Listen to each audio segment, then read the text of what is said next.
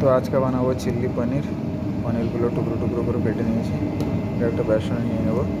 এখন অ্যাড করে দেবো অল্প কর্নফ্লাওয়ার, তারপর হালকা একটু সল্ট আর হোয়াইট পেপার অ্যাড করে নেব।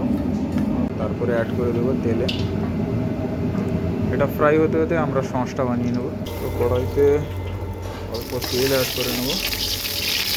Garlic, ginger, dice chilli, capsicum dice onion একটু ফ্রাই হলে অ্যাড করবো চিলি পেস্ট, একটু অ্যাড করবো টমেটো ক্যাচআপ, মশলা salt, white pepper, aromatic, black pepper, অল্প সুগার, ভিনেগার, সোয়া সস।